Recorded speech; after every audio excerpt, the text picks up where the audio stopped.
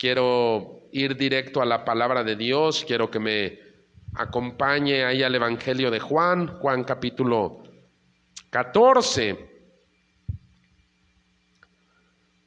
Este capítulo, el capítulo 14 del Evangelio de Juan, está en medio de lo que se conoce como las últimas palabras del Señor Jesucristo antes de ir a la cruz. De hecho, esos capítulos, del capítulo 13 al capítulo 17, narra las últimas horas que el Señor Jesucristo está pasando junto a sus discípulos, unas horas antes de ir a la cruz. Ahora, yo quiero que tú comprendas un poquito ese contexto, porque no son momentos fáciles ni para el Señor Jesucristo, ni para el grupo de hombres que lo ha acompañado durante 3 años aproximadamente.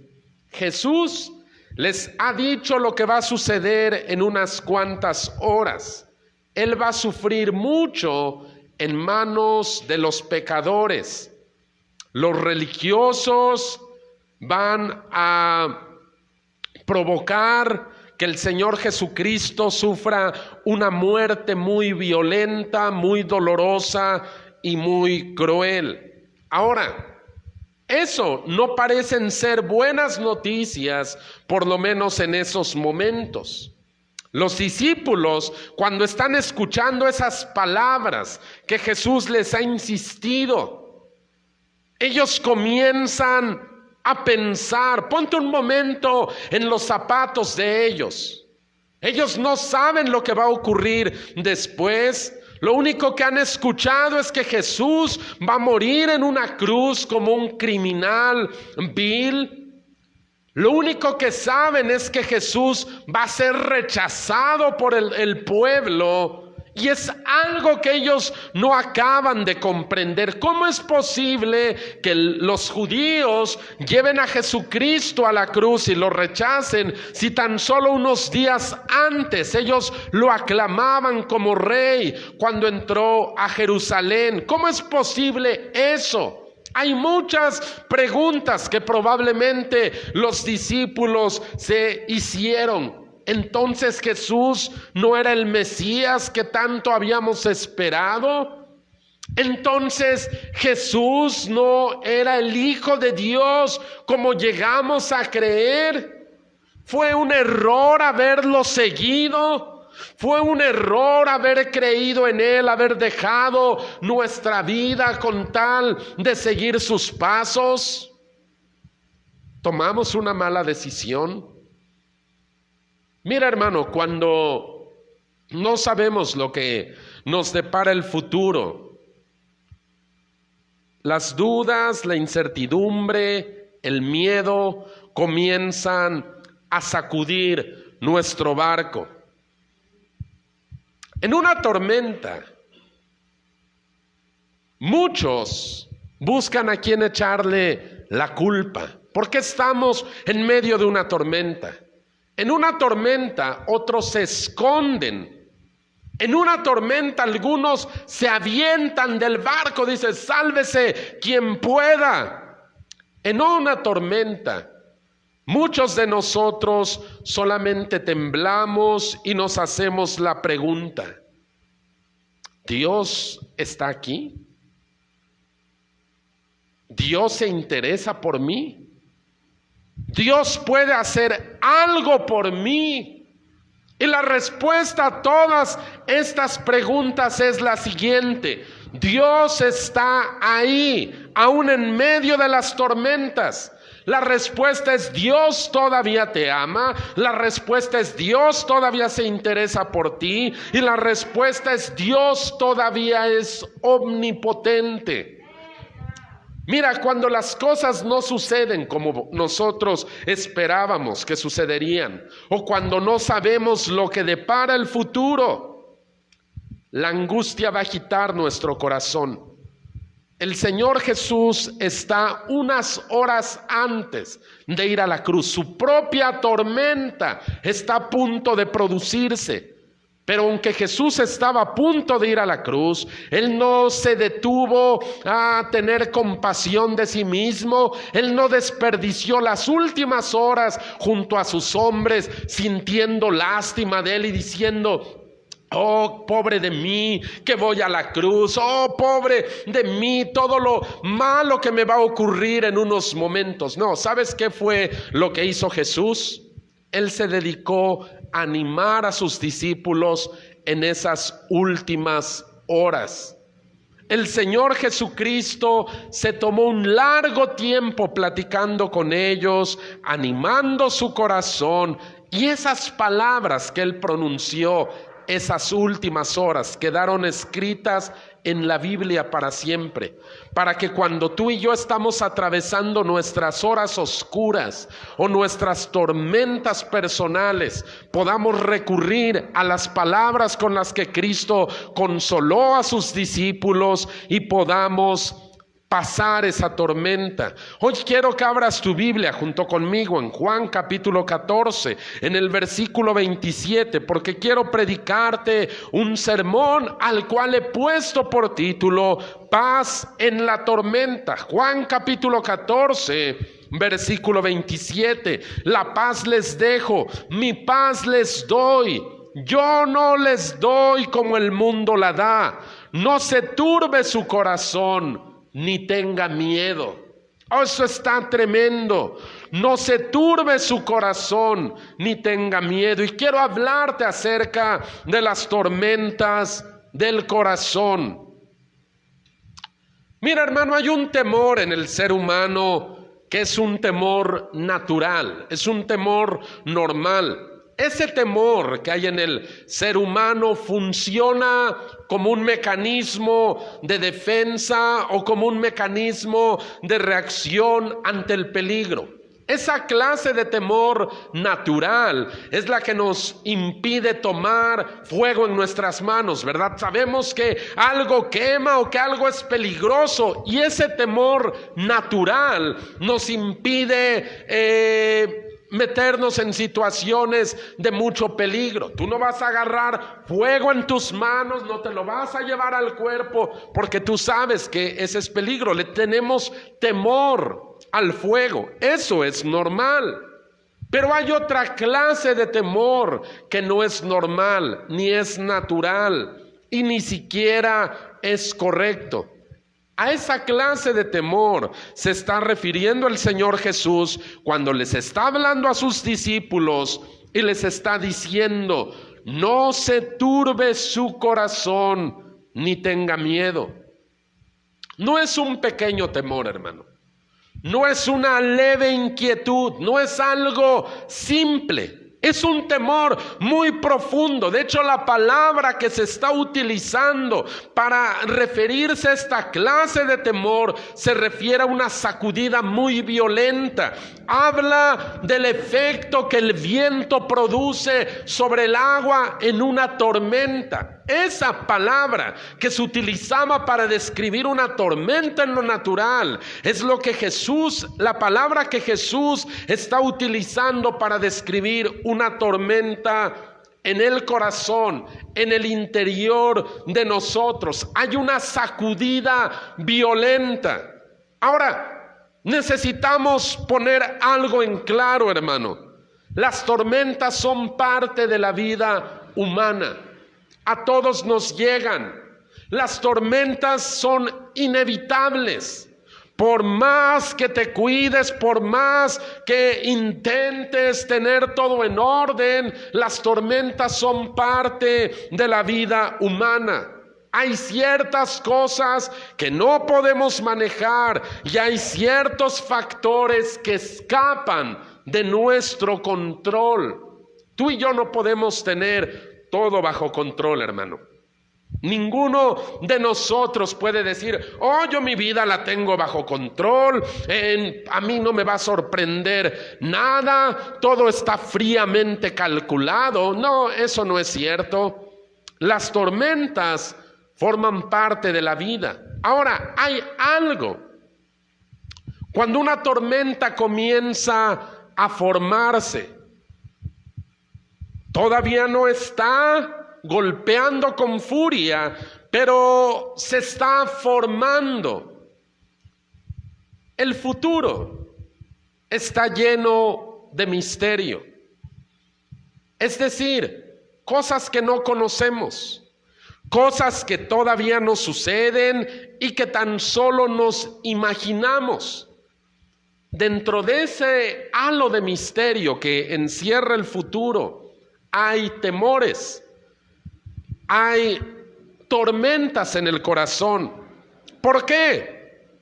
Porque nos enfrentamos a algo que es desconocido para nosotros. Algunos de esos misterios son reales, o de esas causas más bien, de ese temor es real. Y otras veces son cosas que solo nos imaginamos, no existen, nunca van a pasar, pero nosotros ya nos la estamos imaginando.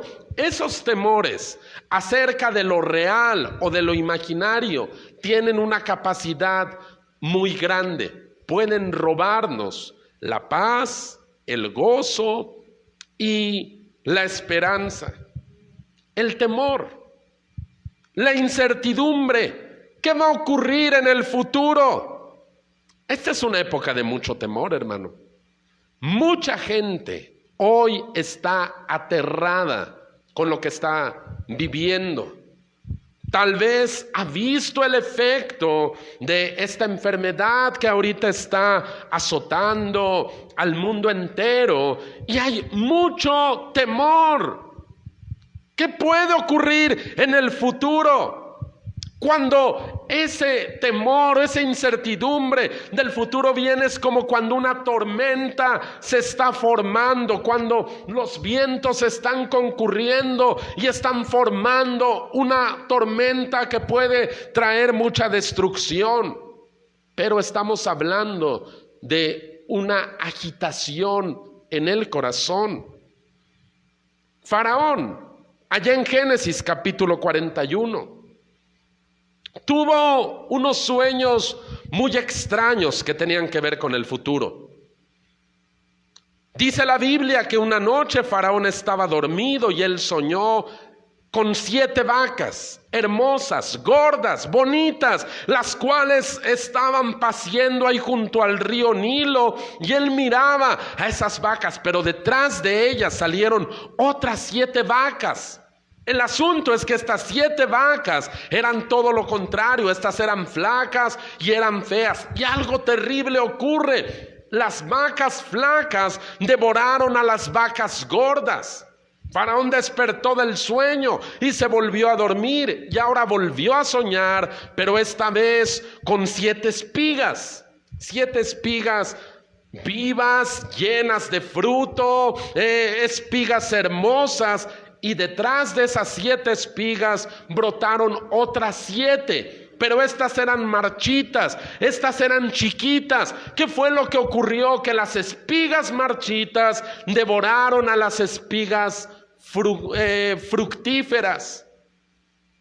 Génesis 41:8 dice algo muy interesante. En la mañana, dice, el espíritu de Faraón estaba agitado. Pon atención a esto. Después de soñar con algo que tenía que ver con su futuro, el espíritu de Faraón ya no quedó tranquilo. Hermano, en esta época hay mucha gente que no puede dormir, o por lo menos dormir bien. O los sueños que tiene son sueños inquietantes que agitan su espíritu. ¿Qué clase de temores vienen en esta época? ¿Y si me enfermo? ¿Y si me enfermo y me muero? ¿Y si me corren del trabajo? ¿Y si mi negocio quiebra? ¿Y si se enferma mi mamá y se muere? ¿Si se enferma alguno de mis hijos? ¿Y si ya no tengo para pagar la renta? ¿Y si ya no tengo ni para darle de comer a mi familia? Y esos pensamientos son pensamientos muy reales, hermano. Gente que tiene o que cada uno de nosotros nos hemos hecho preguntas. ¿Qué sucederá en el futuro? Ahora no estamos hablando de una simple sugestión. Esto es muy real. Cada uno de nosotros ha conocido personas, algunos de ellos muy cercanos, o familiares, o vecinos, o compañeros de trabajo, de escuela, que han enfermado y que han muerto. Hemos conocido casos de negocios que han quebrado. Hemos conocido casos de personas que ante la desesperación se han suicidado. ¿Por qué? Porque hay una tormenta en el interior que está agitando, que está sacudiendo su espíritu. Pero quiero aclarar algo. Los temores de los que habla Jesús en Juan 14 no son solamente temores por el futuro. Hay cosas que son muy reales. Yo te decía que en el futuro imaginamos, algunas cosas iban a pasar y otras nunca, pero también hay temores por lo que ocurre en el presente. Mira, hay algo que me ha llamado mucho la atención. He tenido la oportunidad de platicar con varias personas que han estado enfermas de COVID. Y la mayoría de esas personas con las que he platicado me refieren síntomas muy universales, ¿verdad? Dicen que tienen una fatiga excesiva, son cansancio, que tienen dificultad para respirar, tal vez caminan de un cuarto al otro de su casa y se agitan mucho. Otros hablan acerca de fiebres muy altas, otros hablan acerca de tos, otros hablan de que han perdido el olfato o el gusto, pero hay un síntoma que se me ha hecho muy curioso, muy extraño. Me ha llamado la atención de varias personas que han tenido COVID y que han platicado conmigo. Y me dice, ¿sabe qué, pastor? Durante ese tiempo que estuve enfermo de COVID, tenía una ansiedad y una desesperación fuera de lo normal. Había algo que no me dejaba estar en paz. Era una ansiedad fuera de lo común. Tenía como una desesperación, como ganas de salir corriendo, como que de alguna manera no me podía estar quieto. Y yo quiero que tú pongas atención en esto. Eso no parece una simple enfermedad respiratoria, ¿verdad? Suena algo muy diferente, porque una enfermedad respiratoria obviamente ataca tu cuerpo, tal vez te puede tirar en la cama, tal vez te puedes ver muy mal, pero solo es tu cuerpo. Pero hay algo que ocurre, por lo menos con estas personas con las que he platicado, que son varias y de diferentes lugares. Dicen, hemos tenido o he sentido mientras estuve enfermo una ansiedad y una angustia fuera de lo normal. Ahora escucha, hay algo que se está agitando en el corazón, en el espíritu de esa persona que está enferma. Tal vez tú puedes decir, bueno, es que es una persona débil, es una persona que se sugestiona, no sé, tal vez alguna otra razón debe haber, pero no. Las tormentas de la vida, las tormentas del corazón son cosas muy reales. Y cuando uno está enfermo, o cuando uno ha sufrido una pérdida muy grande, o cuando uno se siente o está en las puertas de la muerte, puede venir una agitación en el espíritu. Eso le sucedió a Job en su periodo de enfermedad y de pérdida. Y en Job capítulo 30, en los versículos 26 y 27, mira lo que él está refiriendo, cómo él se sintió. Job capítulo 30, Versículos 26 y 27, cuando esperaba yo el bien, entonces vino el mal, y cuando esperaba la luz, vino la oscuridad. Mis entrañas se agitan. Pon atención ahí. Mis entrañas se agitan y no reposan.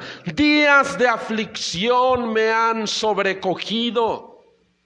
Dice este hombre: oh, yo he sentido cómo mi espíritu, cómo mi interior está agitándose por la aflicción que ha venido a mi vida. Las tormentas de la vida son muy reales, hermano. Esos momentos de enfermedad, de dolor, de pérdida, esos momentos oscuros. Ahora, el Señor Jesús está muy consciente de las dudas y del temor que sus discípulos están enfrentando esas horas antes de que Él vaya a la cruz. Él es muy consciente de eso. Él no minimiza ese temor que ellos sienten. Eso es tremendo. Porque Jesús no dice: ya no seas exagerado, levántate ya, ni yo que voy a la cruz, y mira, y tú ya andas de chillón con tan poquito. No, Señor Jesús es comprensivo. Él se toma ese tiempo con sus hombres y está muy consciente del temor que ellos están enfrentando. Eso debería alegrar nuestro corazón, porque Jesús está muy consciente del temor que tú y yo enfrentamos en este día. Y Jesús simplemente dice: no tengan miedo, que no se turbe su corazón. Y uno dice: Señor, es más fácil decirlo que hacerlo. ¿No estás viendo lo que estoy pasando? Tan fácil, que no se turbe tu corazón, no tengas miedo. Quiero hablarte acerca de conectando los puntos. Mira, hay personas que dicen que todo está en la mente. Dicen: mira, si tú piensas negativo, te va a ir negativo. Lo que uno piensa es lo que uno vive. Entonces ellos te aconsejan: ¿sabes qué? Mejor tú piensa puro positivo. Tú debes visualizar esas cosas que quieres de la vida. A ver, ¿qué quieres de la vida? ¿Quieres estar sano? Bueno, visualízate con un cuerpo sano. ¿Quieres tener dinero? ¿Quieres tener fortuna? Visualízate como una persona que tiene dinero. ¿Que te gusta ese coche? Visualízate tú ahí manejando ese coche. Y es más, hasta ya dan otros consejos, ¿va? Te dice: tú decrétalo. Y así agarra una pose y di: yo decreto que a mí no me va a dar COVID. Y de veras que no te da COVID. Yo decreto que mi negocio va a prosperar, y de veras que tu negocio va a prosperar. Bueno, todo este tipo de rollos se le llama confesión positiva. Y algunos cristianos o círculos cristianos ya han hecho de la confesión positiva una doctrina. No, tú nomás decreta. ¿Qué quieres? ¿Quieres que te vaya bien? Tú decrétalo y eso sucederá. El asunto, hermano, con la confesión positiva es que no es bíblica.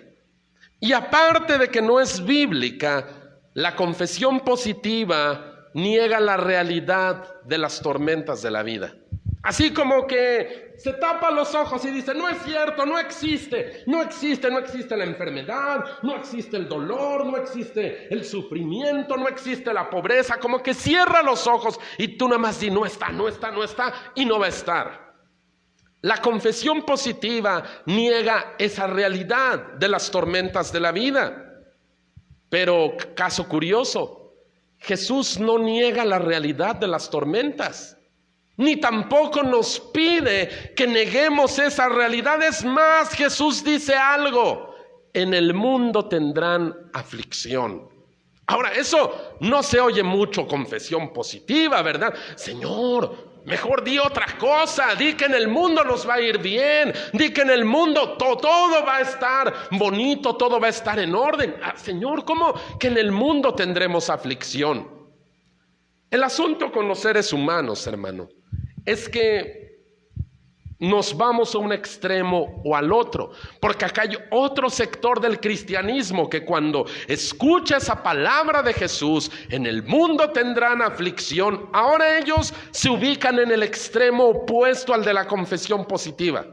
Y casi es la confesión negativa, ¿verdad? Porque ellos dicen, bueno, ser un cristiano es siempre ser el más amolado, es el recibir todas las cosas malas que hay en la vida, ser el más pobre del barrio, ser el patito feo de la familia, y como una especie de masoquismo religioso. Ellos abrazan la enfermedad, ellos abrazan la miseria, ellos abrazan el abuso y dicen, el Señor dijo que en el mundo tendríamos aflicción. Oh, el Señor dijo. Y este es el otro extremo. Abrazan como una especie, te decía yo, de masoquismo. Esta es la cruz que me dio el Señor. Oh, esta es la voluntad de Dios. Y entonces ellos creen que ser cristiano es convertirte en automático en un bulto de dolores, de tristezas y de miseria. Pero entonces, ¿quién tiene la razón? Los que cierran los ojos a las tormentas de la vida y dicen, no pasa nada. O los que dicen, no, el Señor dijo que en el mundo tendríamos aflicción, ni hablar. Esa es la voluntad de Dios. ¿Quién tiene la razón?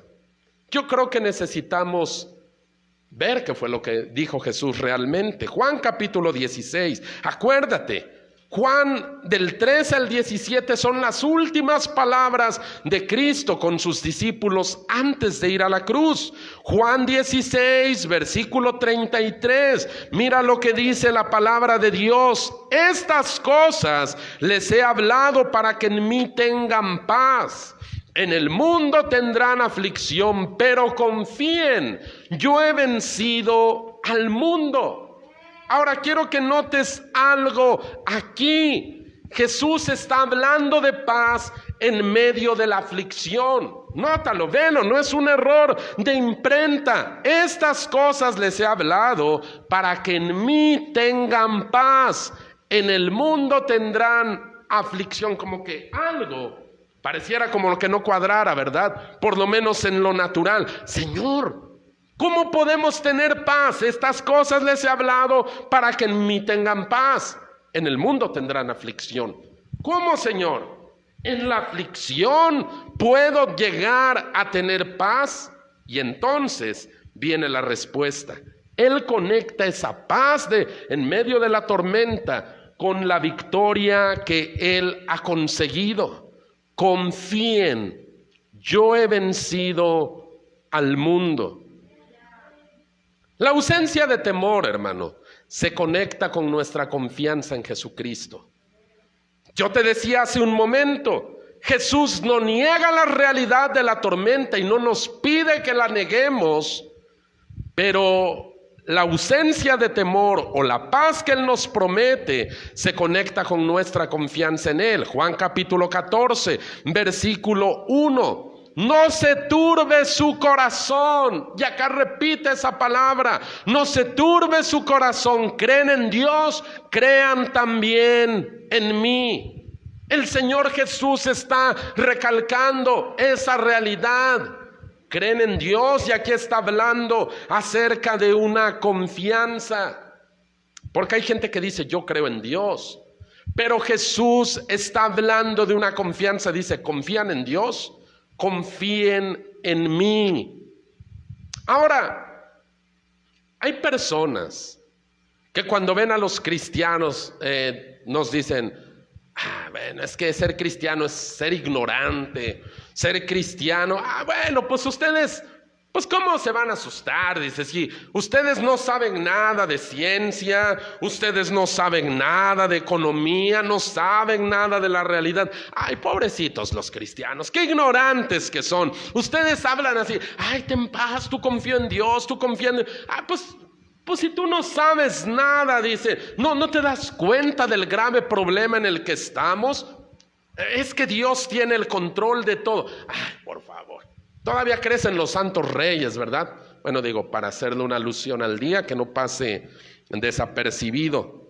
Dice, tú hablas así porque eres un ignorante o porque eres un ingenuo. Pero te voy a decir algo. Nuestra confianza no se basa en nuestra ingenuidad ni en nuestra ignorancia. Nuestra confianza se basa en lo que Cristo hizo. Te voy a decir algo. En nuestro texto de esta noche Jesús dice, yo les ofrezco mi paz, pero la paz que yo les ofrezco no es como la paz que el mundo puede dar. Y vamos a hablar un poquito de la paz que el mundo ofrece. Tú sabes que en estos días que estrenamos el año, hay muchos países, entre ellos México, en los cuales se está aplicando la vacuna contra el COVID, ¿verdad? Entonces el rayito de esperanza comienza a brillar. ¡Oh, ya apareció la vacuna! ¡Ya vamos a salir de todo esto! Y gente comienza a emocionarse. Hay un rayo de esperanza, hay un rayo de paz en sus corazones porque dice, la vacuna está aplicándose en muchas personas. Pero de repente, al otro día se oye la noticia, las personas a las que se les aplicó la vacuna en fulana parte tuvieron complicaciones, tuvieron efectos secundarios y en cierto lugar una persona se murió después de haber sido vacunada. Y entonces la esperanza se vuelve a apagar. Ay, entonces la vacuna no es tan buena. Entonces, ¿hasta cuándo vamos a poder ser libres de eso? Y la paz se les vuelve a apagar. En el mundo brilla un rayito de esperanza cuando dice, la economía se está recuperando después de muchas semanas de inactividad. La bolsa de valores de Londres o de Nueva York o de Hong Kong subió y entonces, ¡ay, qué bueno! La economía se está recuperando. Y al otro día las bolsas de valores volvieron a bajar y hubo una caída estrepitosa en las divisas y la gente otra vez... No, entonces creo que esto no está tan bien como pensábamos. Entonces la paz del mundo depende de sus circunstancias, ¿verdad? La paz que siente o que tiene alguien en el mundo depende de lo que pase a su alrededor. Nota esto. Cuando alguien se siente en paz, cuando las cosas van marchando bien. Pero si hay una dificultad, entonces esa paz que sentía en su corazón desaparece. La paz que ofrece el mundo es muy inestable, es muy insegura, depende de las circunstancias. Ahora quiero que veas algo. Jesús promete darnos paz en medio de la tormenta. Y yo te decía hace rato, Él no está apelando a nuestra ingenuidad. Él está hablando a nuestra confianza. Dice, yo he vencido al mundo. Su victoria, hermano, es una realidad. Su victoria es un hecho histórico ocurrido en un lugar geográfico determinado, en una fecha determinada. Pero ese evento histórico conquistó realidades espirituales, sobrenaturales, eternas. Esa es la paz que Jesucristo nos está ofreciendo. Dice, mi paz que yo les doy no depende de las circunstancias a tu alrededor. La paz que yo les doy es una paz que ha sido conquistada, que ha sido obtenida. El apóstol Pablo, gloria a Dios, gloria a Cristo, aleluya.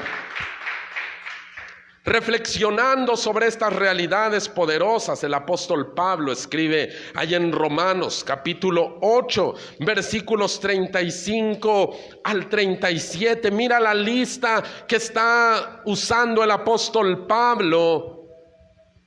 Puras cosas que nos quitan la paz. Romanos 8, 35 al 37. ¿Quién nos separará del amor de Cristo? ¿Tribulación? ¿O angustia? ¿O persecución? ¿O hambre? ¿O desnudez? ¿O peligro? ¿O espada? Mira todas estas 7 cosas. Claro que le quitan la paz a cualquiera. Problemas, angustias, presiones, escasez, insuficiencia, enfermedad, muerte. ¿Quién nos separará del amor de Cristo? Tribulación, angustia, persecución, hambre, desnudez o peligro o espada. Como está escrito, por causa de ti somos muertos todo el tiempo, somos contados como ovejas de matadero. Antes, en todas estas cosas somos más que vencedores por medio de aquel que nos amó. Gloria a Cristo. La última palabra está interesante, más que vencedores. En inglés, la palabra que se usa para describir algo, lo que está más arriba de cualquier cosa, es la palabra upper, U-P-P-E-R. Upper, es decir, el más alto. Bueno, esa palabra inglesa, upper, deriva de la palabra griega que hablamos aquí en Romanos 8:37, cuando dice más que vencedores, utiliza la palabra hupernicao. Y esta palabra hupernicao se refería al campeón absoluto de todas las competiciones, o se refería al conquistador en un grado extremo, a alguien que había conseguido una victoria por encima de todos los demás y por encima de las circunstancias. Ahora, la victoria que ha conseguido Cristo es una victoria así, una victoria hupernicao. Quiere decir que esa victoria está por encima de las circunstancias. Esa, hermano, y no nuestra ingenuidad, esa victoria hupernicao es la razón por la cual nosotros podemos tener paz por encima de nuestras circunstancias. No importa lo que estás viviendo en el presente o lo que vayas a enfrentar en el futuro, la victoria hupernicao de Cristo está muy arriba de todo eso, muy arriba. Allá en 2 de Tesalonicenses 3:16, ahí deja esta imagen, Sofi, porfa. En la Biblia de las Américas dice así: que el mismo Señor de paz siempre les conceda paz. ¿Qué dice ahí? En todas las circunstancias, en todas. A ver, léelo de una vez más. Que el mismo Señor de paz siempre, no dice a veces, no dice cuando las cosas te están yendo bien, siempre les conceda paz en todas las circunstancias. Suena simplista, ¿verdad? Algunos dicen, ay, pues eso ni es cierto, eso ni funciona. Suena muy simple. ¿Cómo que paz en todas las circunstancias? En absoluto esto es simplista. ¿Por qué? Porque Cristo es el vencedor hupernicao, el conquistador de la tribulación, de la angustia, de la persecución, del hambre, de la desnudez, del peligro, de la espada, de la enfermedad, de la muerte. Cristo es el vencedor absoluto de todo esto. Él consiguió un botín. En las guerras antiguas, y hasta en las guerras presentes, el conquistador tiene un botín de guerra, despoja a su enemigo de todos sus tesoros. Cristo conquistó al hambre, la desnudez, la persecución, la angustia, la tribulación, la espada, y compartió con nosotros el botín. Por esa razón, hermano, nuestra paz no depende de nuestras circunstancias. Que el mismo Señor de paz siempre les conceda paz en todas las circunstancias. Ay, hermano, pues suena bonito, pero ¿por qué yo no me siento así? ¿Por qué pareciera como que la paz nada más no la hallo? ¿Por qué tengo tanto miedo? Yo escribía hoy en el Facebook y decía, la paz se ha convertido como un artículo de lujo para muchos. No está al alcance de todos, pero Jesucristo ofrece la paz. ¿Por qué yo no me siento así? Bueno, si tú no te sientes así, probablemente era porque no sabías esto. Pero si ya lo sabías y aún sigues sintiéndote con falta de paz, tal vez te hace falta orar un poco más o darle las gracias a Dios por lo que ya tienes, o simplemente insistir un poquito más. Porque la paz Jupernicao que ha conquistado Cristo para nosotros está al alcance de todo aquel que quiera. Filipenses capítulo 4, versículos 6 y 7. Mira lo que dice la palabra de Dios ahí en Filipenses 4, versículos 6 y 7. Por nada estén afanosos, o sea, por nada estén preocupados, ansiosos, sino que sean conocidas sus peticiones delante de Dios. Escucha lo que dice ahí: en toda oración y ruego con acción de gracias, y la paz de Dios que sobrepasa, y otra vez aparece la palabra Juper, la palabra de Dios que sobrepasa todo entendimiento, guardará sus corazones y sus pensamientos en Cristo Jesús. Qué tremendo no tener que depender de nuestras circunstancias para experimentar la paz. Ahora, Pablo no está siendo simplista. Cuando Pablo está escribiendo la carta de los Filipenses, Pablo está dentro de un calabozo romano con sus manos y sus pies atados a una cadena. Escucha, Pablo no está en Cancún. Pablo no está a la orilla de un lago apacible. Pablo no está tomándose una selfie. Pablo está escribiendo con cadenas en las manos, con grillos en los pies, metido en un calabozo, y él dice: mi paz no depende de mis circunstancias. Mi paz depende de lo que Cristo conquistó para mí. Mi paz sobrepasa, dice, todo entendimiento. No siempre entendemos las cosas como son. Mira, a veces los seres humanos nos creemos más de lo que somos. A veces nos sentimos más picudos y a veces no comprendemos toda la realidad de las cosas. Pablo dice: yo he creído algo. La paz que Cristo conquistó para mí está muy por encima de mis circunstancias. El Jupernicao, el vencedor de todos, venció los dolores, las angustias, la escasez, la enfermedad, la muerte. Ganó y repartió el botín con nosotros. Eso es tremendo, porque Él lo conquistó, pero nos repartió de su botín. Ahora escucha, mira lo que está diciendo la palabra de Dios ahí. Quiero cerrar con el Salmo capítulo 46, versículos del 1 al 11. Quiero leer completo ese salmo, y que ese salmo hoy tú lo apropies a tu vida. Salmo 46, versículo del 1 al 11. Dios es nuestro amparo y fortaleza, nuestro pronto auxilio en las tribulaciones.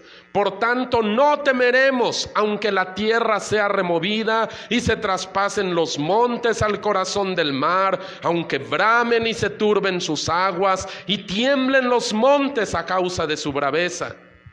Y esto se oye feo, pero ahora ve el contraste. Del río sus corrientes alegran la ciudad de Dios, el santuario de las moradas del Altísimo. Dios está en medio de ella, no será conmovida. Dios la ayudará al clarear la mañana. Bramaron las naciones, titubearon los reinos. Esto parece 2020. Bramaron las naciones, titubearon los reinos. Dio Él su voz, se derritió la tierra. Jehová de los ejércitos está con nosotros. Nuestro refugio es el Dios de Jacob. Vengan, vean las obras de Jehová, que ha puesto asolamientos en la tierra, que hace cesar las guerras hasta los fines de la tierra, que quiebra el arco, corta la lanza, quema los carros en los fuegos. Estén quietos y conozcan que yo soy Dios.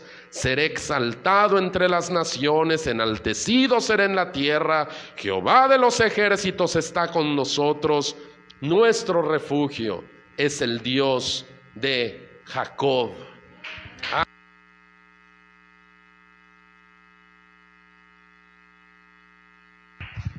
David, el salmista que escribió el 46, no está negando la realidad de las tormentas. Dice, la cosa está muy fea. En todo el mundo, dice, pareciera como que hay pura destrucción, pura muerte, hay titubeos, hay trastornos, hasta la misma naturaleza pareciera como que está manifestándose en un hálito de destrucción. Dice, pero nosotros tenemos un refugio que es mucho más alto que todas esas circunstancias. Nuestro refugio es el Dios de Jacob. Y Dios habla y dice, esténse quietos y conozcan algo, vean quién soy yo soy Dios. Hermano, yo no sé qué estés pasando en esta tarde. Yo no sé si tienes un temor real o imaginario. Yo no sé tus circunstancias, no conozco las tormentas de tu interior, pero lo que sí te quiero decir es, la paz de Dios no es como la paz del mundo.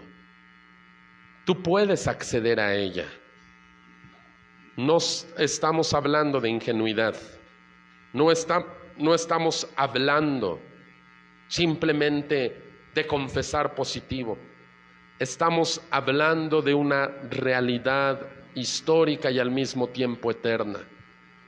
Cristo conquistó todo aquello que nos atribula, y en medio de todas estas cosas nosotros podemos tener paz, la paz que sobrepasa todas las tormentas. Quiero pedir todo rostro inclinado, todo ojo cerrado en obediencia a Cristo. Y mientras aquellos que son salvos están reflexionando en esto, yo quiero dirigirme por un momento a ti que tal vez no conoces al Señor, y tal vez ahorita tú estás teniendo esa aflicción que no siempre se puede observar a simple vista. Hay personas que tú las miras muy normales, pero en su interior hay una tormenta terrible, huracanes en el espíritu de muchos. Bueno, yo hoy te quiero presentar a Jesucristo, porque esa paz que Él ofrece es una paz que solamente está reservada para aquellos que le pertenecen a Él. No es una paz para todos. Por eso Él hace una distinción entre la paz que Él ofrece y la paz que el mundo ofrece.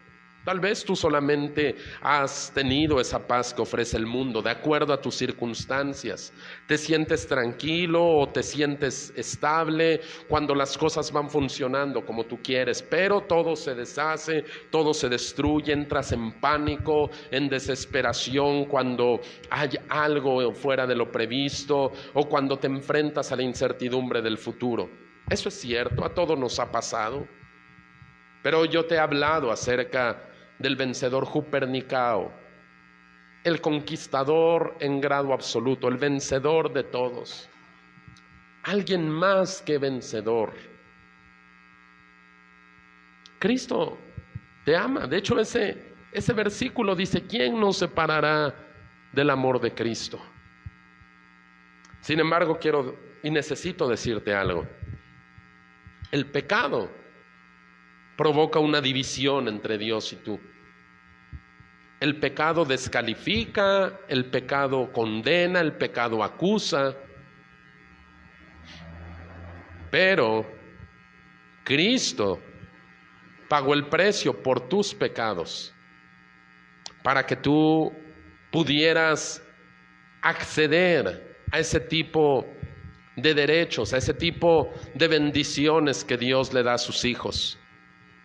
Si tú eres esa persona el día de hoy y tú quieres recibir a Cristo en tu corazón, ahí en donde estás, mirándonos a través del internet o aquí afuera, si nos estás escuchando, yo te quiero invitar a que hagas una oración que es sencilla en apariencia, pero que es muy profunda si tú la haces con fe.